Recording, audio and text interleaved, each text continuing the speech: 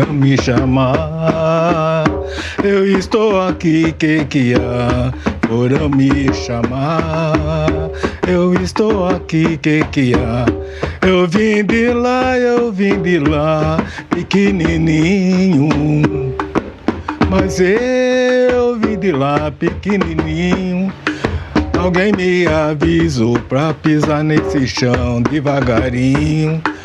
Alguém me avisou pra pisar nesse chão devagarinho.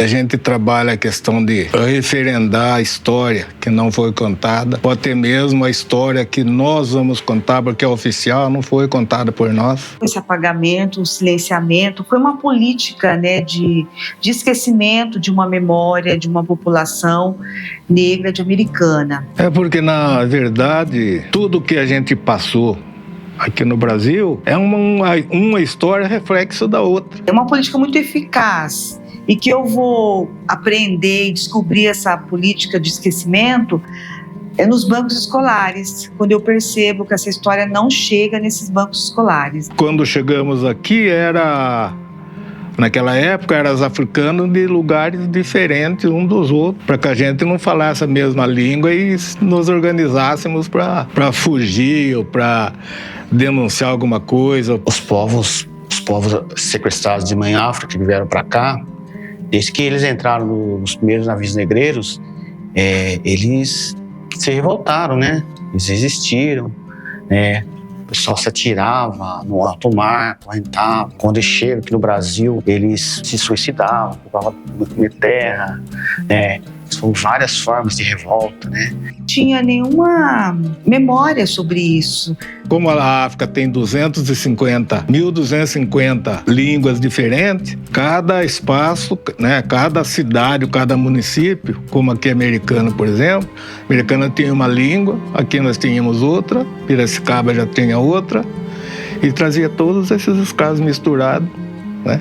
Para não dar tempo, quando desse tempo deles aprenderem as línguas, já estavam acostumados. Porque quando eu fiz minha pesquisa de mestrado, eu procurei em Americana memórias, né, que falassem, histórias que falassem sobre esse povo, sobre essa trajetória.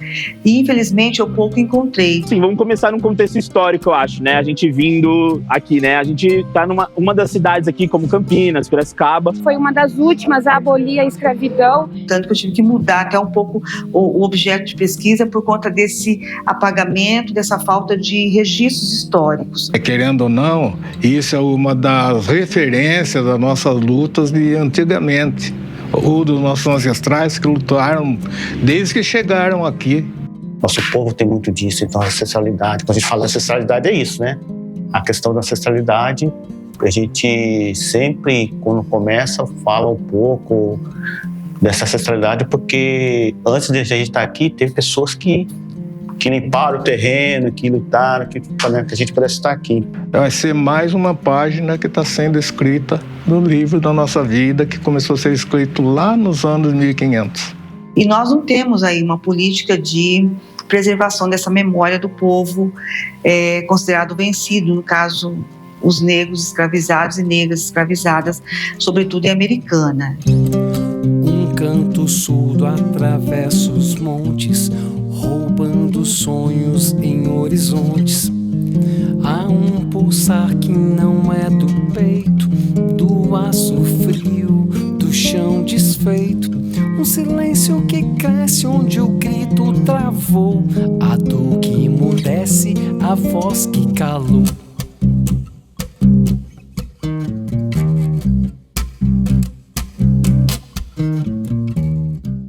Então isso fica muito saliente na educação, no campo da educação, na formação das nossas crianças e jovens americanenses, né, na sua maioria, e eu percebo que ali se dá essa falta, essa lacuna. E a educação era coisa que eles não era para nós, que a gente ia ficar com conhecimento, a gente ia ficar com algo que podia estar virando contra eles. A gente percebe que a história oficial, que não é só em Americana, mas se a gente pensar em todo cidades brasileiras, elas guardam essa falta de memória com a população negra. Então, não é específico de Americana, mas Americana isso fica muito saliente porque outras culturas que para cá emigraram, elas sobrepõem a cultura negra, né? A história delas é considerada como a história dos vencedores. E foi aonde, sem participar da escola, a gente não sabia quanto tempo trabalhava por dia, qual horário que era de trabalho que as leis pediam que fizesse. Essa falta de memória, essa falta de documentos, de fontes históricas mesmo, né? A questão da educação também, a educação negra é o que eles mais exigem, né? E como trabalhar a educação cultural afro, né? E quais são os tópicos. E mesmo a história oral, a gente encontrou bastante moradores antigos, mas eles tinham uma memória muito preservada. Mas tudo isso a gente conta hoje porque a escola que era para contar não conta, né? E nós aprendemos isso, porque o nosso povo preto não gosta de caneta nem de lápis, não gosta de escrever, eu mesmo não escrevo. Mas por quê? Porque a nossa vida, a nossa espiritualidade não passou por isso. Mas quando você perguntava da população que gravitou, é como se essa população tivesse passado por aqui, tivesse evaporado e nada se registrou. Nem a memória oral, nem essa história oral, ela se mantém. Então isso é muito curioso. Nas escolas, que eu falei para você do racismo nas escolas, uma das lutas do Conselho é pela implantação efetiva da Lei 10.639, que é a lei que fala sobre a obrigatoriedade do ensino dos afro-brasileiros, né, da história e da cultura dos afro-brasileiros e da África. Eu falo que a Lei 10.639 ela se torna um marco, um divisor. Ela não efetiva a história da cultura africana e da cultura afro-brasileira como deveria, mas ela muda enormemente essa atuação e essa outra visão da criança negra. Essa lei ela não é cumprida. Nós temos leis que determinam a obrigatoriedade da história africana e da história da cultura afro-brasileira, porém, elas não são efetivadas. Cavalo de ferro não é livre, cavalga a sua marcha triste. Não conhece os pastos, nem sabe do mar. Só quem é fumaça que se esvai no ar.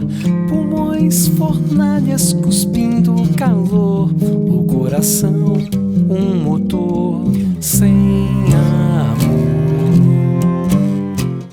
A gente sempre fala que cultura não se aprende, cultura se nasce. Então, essa visão que se tem, que a gente varre essa população, essa cultura negra, essa cultura indígena, como se eles não representassem o novo, não representassem essa contribuição, isso é muito ruim para a nossa construção, até de identidade do seu povo. E a cultura de cada grupo que tem a sua, mesmo que você não conviveu com seus antepassados, mas através da mãe, do pai, a gente sabe o que eles gostavam, de que forma eles queriam que a gente vivesse e construísse algo melhor para a gente. Então, como é que essa criança, esse jovem negro, vai se identificar com essa cultura? A gente tem aqui uma feira, chamada nossa Feira Preta, que chama Meriafro. É uma feira que ela já tem aí uns anos, ela surgiu na época da pandemia.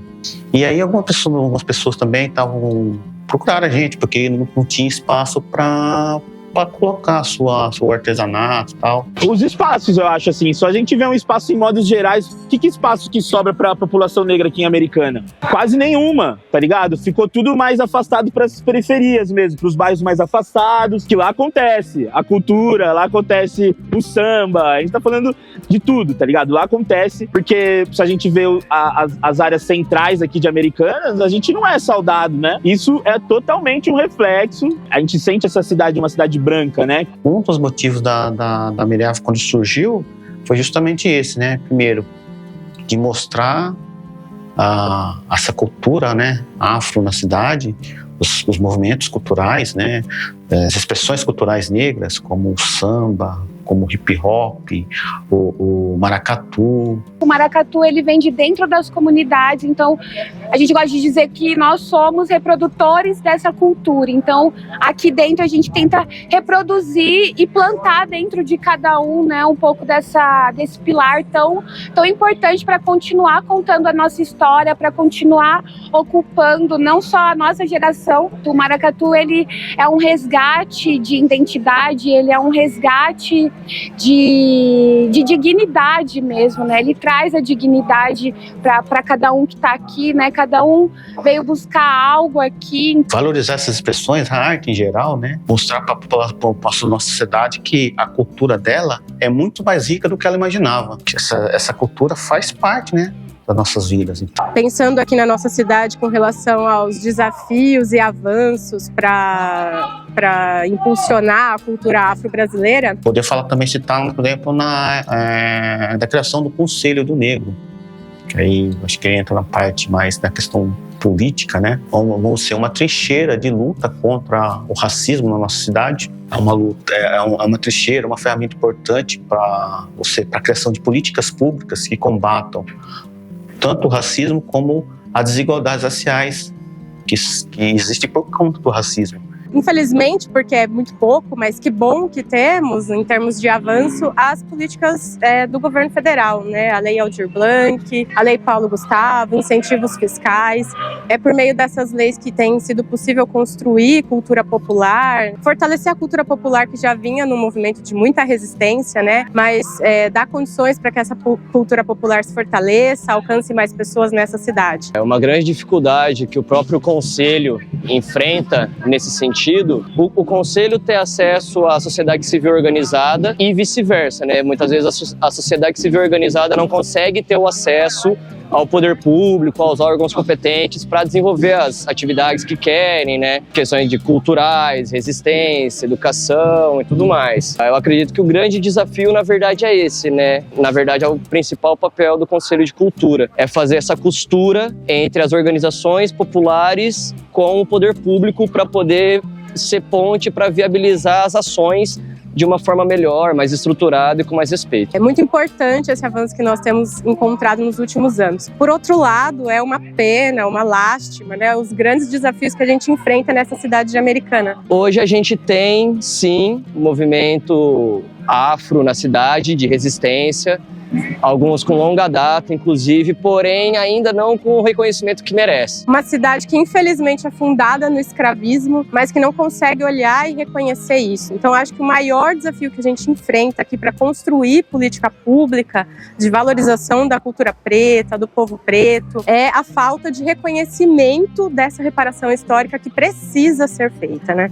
E sobretudo a falta do reconhecimento da gestão política nessa cidade, né? Há muitos anos as gestões políticas não conseguem olhar minimamente para essa questão. Preconceito, de racismo, acho que tudo ainda está aqui, infelizmente, né, com outros recursos, de outra forma de falar, às vezes até educadamente sendo preconceituoso, né, então acredito que as marcas permanecem, o roubo da identidade também, eu vejo Americana e essa região, uma região muito sem identidade. Infelizmente, né, a Americana é estruturalmente racista, né, desde sua formação, e hoje isso ainda se reflete bastante, principalmente na questão da coisa pública, né, da gestão pública, dos órgãos públicos e dos espaços públicos também. A gente vê pouco acesso e pouca representatividade do movimento negro na cidade, que inclusive é uma cidade com muita mão negra, né, com muito suor negro, e os locais que os próprios negros ajudaram a desenvolver hoje tem uma característica branca. É uma cara branca. Então acho que isso também foi roubado da gente e continua e permanece, né? Se tentando ali tirar as coisas da gente o tempo todo, o nosso cabelo, a nossa cor, né? Os espaços também, que a gente acaba sempre estando da mesma maneira, nos mesmos espaços e não consegue, não é permitido que a gente ocupe outros lugares, acontece no Maracatu também, é muito difícil a gente conseguir adentrar outros meios, a gente conseguir fazer pontes com outras com outras religiões, com outros movimentos dentro da cidade. Isso nos coloca um desafio imenso, que é de conquistar esses espaços cada vez mais, né? Tanto aqui em Santa Bárbara, como o próprio hino de Americana fala sobre os confederados, tá ligado? Olha que loucura. Então quer mais reflexo que esse, que, tipo, tá ligado? Não tem, não existe. Tipo assim, tá aí. Olha, eu acredito que de uma forma mais geral, a questão de representatividade e incentivo, né? Os grandes eventos culturais e ações culturais da cidade não são voltados para a população negra ou para a cultura negra, apesar da grande demanda e da grande população que a gente tem aqui na cidade. Seria assim, tipo um elo, né? De ligação entre a população e o poder público. Então, o CONPIR, né, no qual eu sou presidente, eu estou como presidente, ele tem essa função, né, de criar políticas públicas e, junto ao poder público, tentar efetivar essas políticas, né? Então, essa é uma tarefa, um desafio grande, né? Os trilhos carregam a memória, madeiras rangendo, pulsando agonia, cicatrizes abertas na história, marcas do tempo nas ferrovias. E a música tem um reflexo assim muito grande da nossa resistência. Porque enquanto um negro apanhava na beira do amarrado no tronco, os outros que não estavam, né, que estava solto, estavam cantando e tocando. Mas por quê? Era uma forma de estar enganando, né, o capataz, o dono da fazenda, que eles estavam batendo em alguém, e os negros cantando e tocando, eles achavam que os negros estavam felizes porque tinham um outro igual eles apanhando.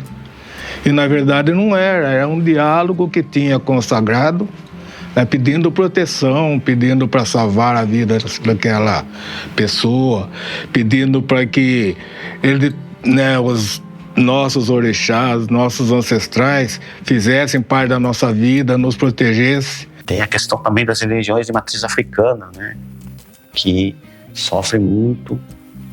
É uma questão também que a gente precisa, né, encampar com as religiões de matriz africana, com os terreiros, que eles sofrem uma discriminação danada. O pessoal costuma falar de intolerância religiosa. Eu gosto de falar de racismo mesmo. E é o que o maracatu me trouxe minha religião, trouxe meu autoestima. Até o tambor, por exemplo, ele é um ancestral vivo. Que é isso, de dar o nome correto às coisas, chamar as coisas pelo nome que elas são, que é racismo religioso. Ele tem vida, por isso a gente não pode deixar ele isolado, jogado, né, esquecido num canto, não. Tem que fazer parte da nossa casa, da nossa vida. O instrumento, né, de percussão, ele é a Bíblia, como é hoje para os cristãos. É por isso que os cantos que a gente faz antes de trabalhar, né, antes de fazer algum trabalho falando da questão afro, os cantos é uma forma de pedir proteção. Ou seja, nas instituições, se elas fazem parte da estrutura, elas vai reproduzir de maneira consciente ou inconsciente, mesmo a pessoa sabendo, não, às vezes, né? Então, quando a gente fala que o racismo é estrutural, porque é isso, né? Ao longo da história, o Estado brasileiro, ele fez ações, leis que possibilitaram essa desigualdade que tem hoje na sociedade aqui por conta do racismo. Então, a gente fala, por isso que a gente fala que o racismo ele foi ao longo do tempo se reestruturando, né? É que saía todo mundo assim na rua, vestido branco, para poder meio que chamar a atenção das guardas, dos guardas, para que a gente pudesse fazer o nosso trabalho religioso e sempre sair em segurança. Quero dizer para vocês que a nossa parte religiosa a gente sempre faz, e hoje não é diferente. Hoje a gente já fez para que a gente tenha um bom caminho aqui no nosso cortejo, para que Exu abra o nosso caminho, para que alguns nos acompanhem nesse movimento, para que a gente possa estar junto.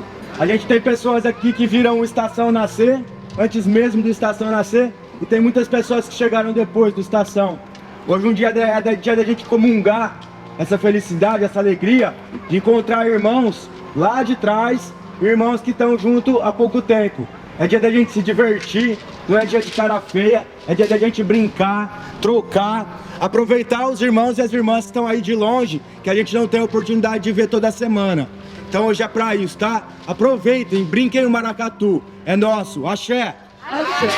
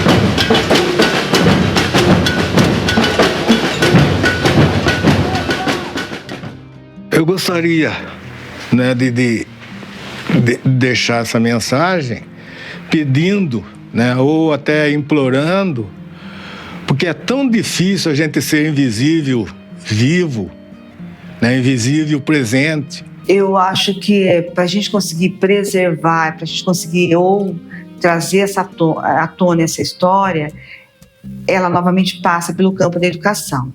Eu sei que a educação por si só não muda uma realidade, né? Ela precisa vir acompanhada de outros fatores, mas ela ajuda muito. Para que essas coisas não se reproduzam, que a gente possa eliminar de fato. Então, como eu disse, o envolvimento, às vezes a pessoa, de repente, não está numa manifestação, mas só o fato de ela questionar. A gente não vai escalar, a gente não vai baixar a cabeça, e aí a gente vai sair na rua, mano. Vamos sair na rua, todo mundo de branco, tô com a minha guia, tá ligado? A gente fala dos orixás. Então, eu acho que é um movimento de resistência, assim, que é necessário que se alastre. Ocupar esses espaços, né? Esses espaços são nossos também. Nós temos uma tarefa, um dever histórico com essa cidade e a gente precisa fazer essa reparação. Ainda assim, hoje a gente precisa caminhar bastante para chegar numa equiparação mínima, pelo menos. E a Americana tem essa maldade no coração da gente ser invisível, do povo preto ser invisível. Porque disso, dessas injustiças, de ela se incomodar. Bato na tecla, e por isso que o livro Identidade e Memória, ele é um pouco sobre isso. As cidades brasileiras, elas precisam que a história da população negra seja contada. Então, a invisibilidade é que faz, às vezes, a pessoa fazer alguma coisa errada, que faz as pessoas, às vezes, mexer naquilo com a dele. Por quê? Porque se ele é invisível, ninguém vai ver ele pegar um par de sapato e levar embora. E ela repreender uma pessoa, de apoiar uma pessoa que sofre racismo, porque o racismo é ela tem uma dor assim, é pior que uma dor física. Se você toma, por exemplo, alguém dá um cacete em você na rua, você apanha na rua, você fica dolorido e tal, você vai, né? Você lembra, mas com o tempo você esquece. Agora o racismo, é uma coisa que ele vai, dói na alma. Desde a mais tenra idade, as crianças precisam conhecer essa história de uma forma positiva, não só como a partir do viés do escravismo. Então a gente precisa ser visto, precisa ser respeitado e precisa ter o mesmo tratamento que qualquer outra pessoa tem. Eu vi uma vez um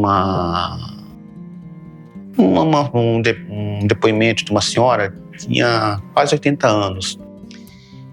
Ela falando sobre um ato de racismo que ela sofreu e ela lembra da data, do horário, da cara da pessoa, como que aconteceu, ou seja, é uma coisa que dói na alma, que vai para a vida toda. Eu acho que a educação pode nos ajudar muito para avançar, para que a gente tenha uma outra mentalidade, para que essas crianças sejam jovens que tenham essa identidade não construída tardiamente, mas que essa identidade seja já criada já nesse espaço já da educação, no espaço escolar. É uma dor suportável, porque só quem sente sabe o que é.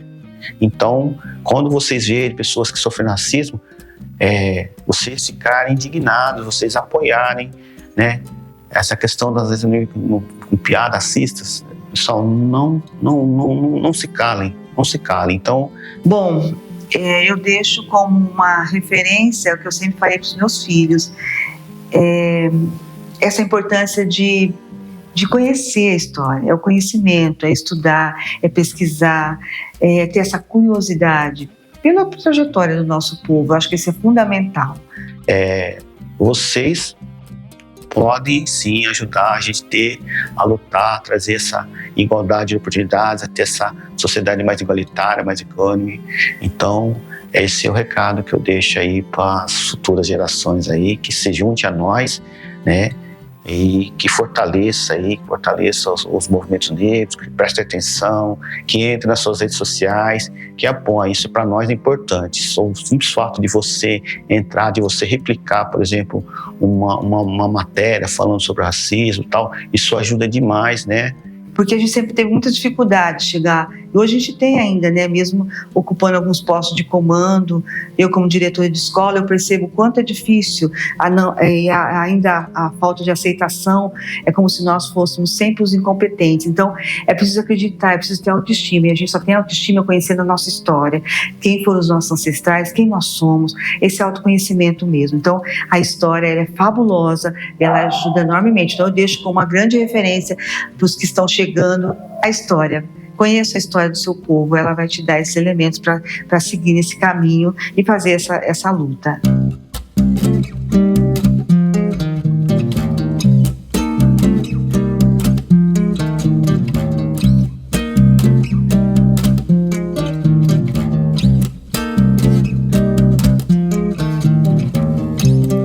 Um canto surdo atravessa os montes, roubando sonhos em horizontes. Há um pulsar que não é do peito, do aço frio, do chão desfeito. Um silêncio que cresce onde o grito travou, a dor que emudece, a voz que calou.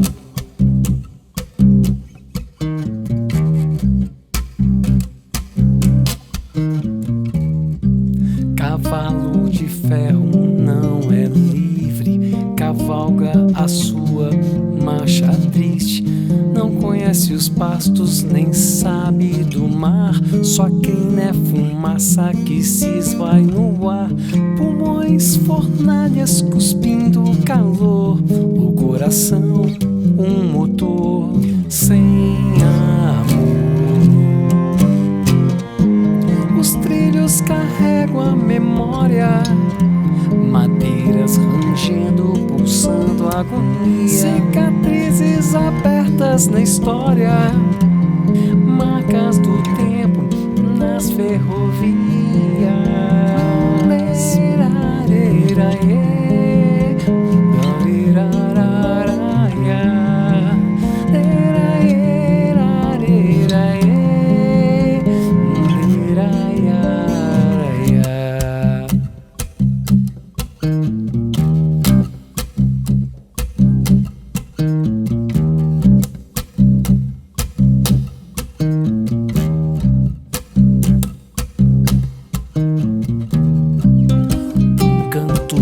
Atravessa os montes, roubando sonhos em horizontes.